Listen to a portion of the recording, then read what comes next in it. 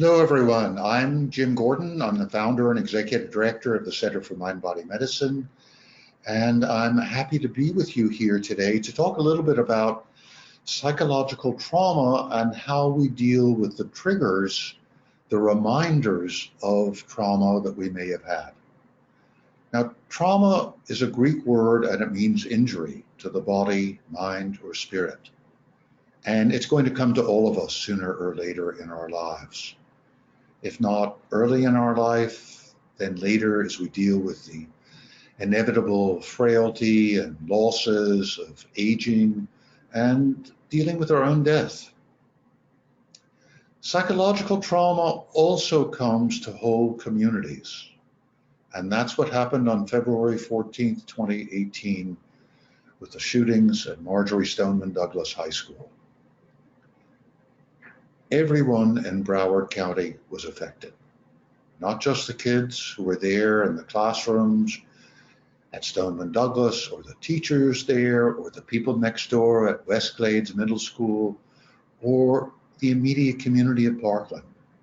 They were all intimately affected, but so too has been the whole community of Broward County.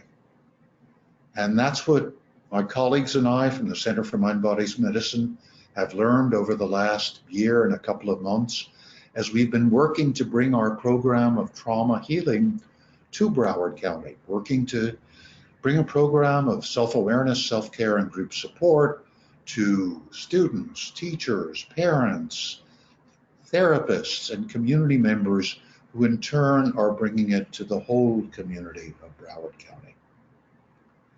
What I want to do in this brief video is to give you a few hints about how to deal with the triggers that the events, the images, the sounds, the sights that may re-evoke the trauma of 2018, the trauma of February 14, 2018.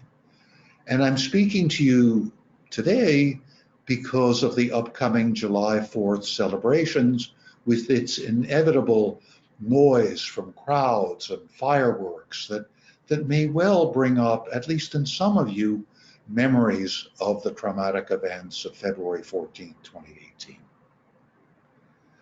So when we are traumatized, there are essentially three things that happen to us. First of all, we go into a state of fight or flight.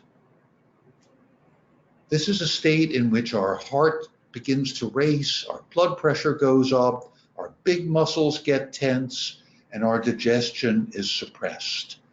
This is a state that's present in all vertebrates, all animals with backbones. It's a survival mechanism. And when we witness or hear about, or perhaps think about the events of February 14, 2018, we may feel that fight or flight response in our body. The second response that comes up when we're traumatized is when fight or flight doesn't work, when there's nothing we can do, when we can't get away and we can't fight against the aggression, the violence, the challenge that's come up in our life, when we feel completely overwhelmed by it. And that response is called the freeze response. And we shut down biologically, get all tense, feel withdrawn, maybe emotionally distant. These are both survival responses. The problem with them is not when they occur in the moment. They're necessary. The problem is when they keep on going and going and going long after the traumatic event is over, and when they're evoked, when they're triggered by an event that somehow resembles the traumatic event. I'm going to make three suggestions to you now of ways to deal with being triggered. The first is the antidote to the fight or flight response. And this is the most fundamental way of dealing with being triggered. And it's a way of bringing forward another part of the parasympathetic nervous system, the part that enables us to rest and digest. And all you have to do is sit quietly and breathe slowly and deeply. And the way I like to do this, the way we've been teaching it throughout Broward County and teaching it around the world for almost 30 years, is by doing something called soft belly breathing. And what this means is breathing slowly and deeply with your belly soft and relaxed, saying to yourself soft as you breathe in and belly as you breathe out. And in order to do this most effectively, most of us need to close our eyes. So sit comfortably now while I teach you, and while perhaps you have a look at some of the other experiences of soft belly breathing that other people have done, other places.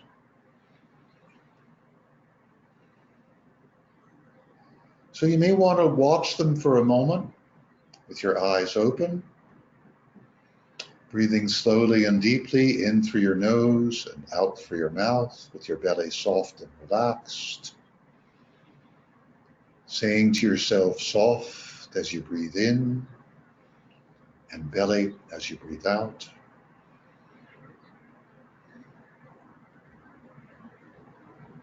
And now allow your eyes to close. It eliminates a lot of external stimulation. And continue breathing slowly and deeply. In through your nose and out through your mouth, with your belly soft and relaxed. Saying to yourself soft as you breathe in and belly as you breathe out. If thoughts come, or if you hear noises, notice them, let them come, and let them go. Gently bring your mind back to soft belly.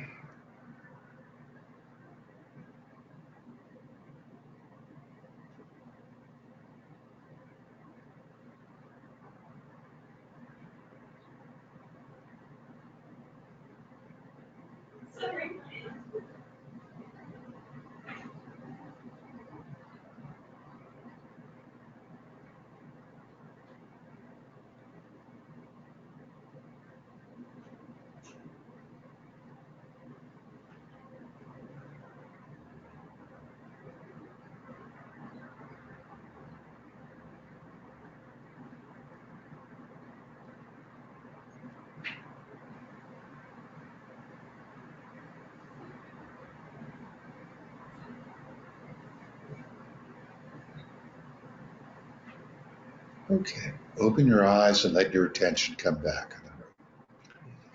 And notice any change. You may feel a little calmer, a little more present, a little more centered in your body. Maybe your shoulders are more relaxed. Your thoughts are not racing quite as much. That's basic technique for quieting the fight or flight response. I would suggest you do this, begin practicing a couple minutes, 5 minutes, 2 or 3 times a day. And then if something does trigger you, just see if you can close your eyes and relax. Let your breathing deepen. Say to yourself soft as you breathe in and belly as you breathe out. Just do this for a few moments.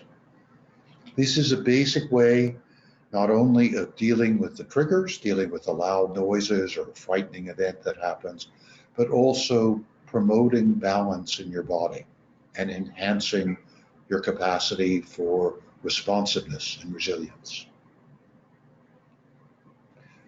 Let soft belly be your best friend. And then if the time comes when you feel so tense and so shut down and so kind of frozen, either because an event has triggered the trauma and you feel frozen, or just because it comes across you, that's a time to get up and move your body. And you can look at the videos that we're showing right now and see people who are doing the easiest thing to shake up, to shake loose that trauma, which is shaking their bodies. And what they're doing is they're standing up with their knees bent, and they're just beginning to shake from the feet up through the knees and the hips and the shoulders, and just shaking for 3 or 5 minutes, and just letting go all of the tension coming out of that freeze response, coming out of that numbness.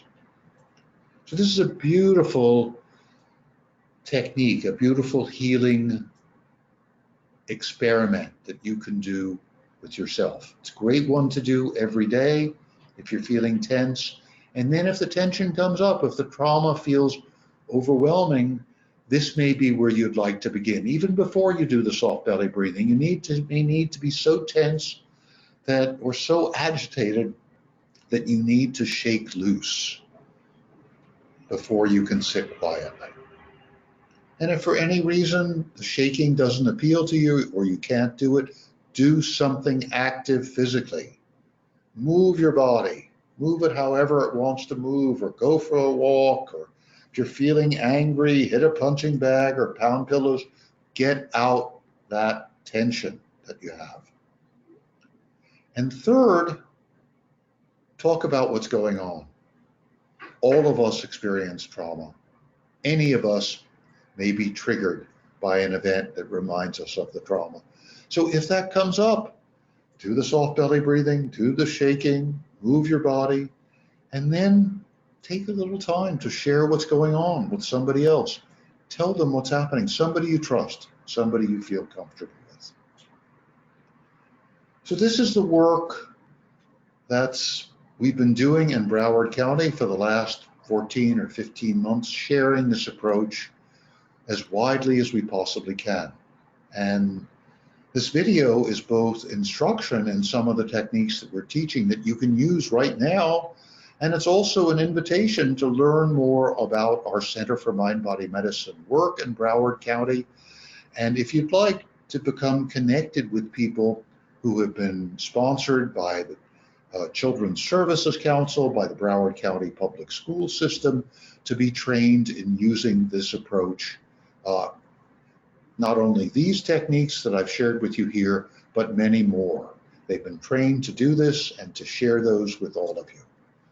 So I'm glad to have been here with you, and I'm hoping that what you've learned here will make the 4th of July a far easier, less stressful, and more enjoyable experience, and that these techniques, these experiments with relaxing ourselves and freeing ourselves from tension will be ones that you can continue to use.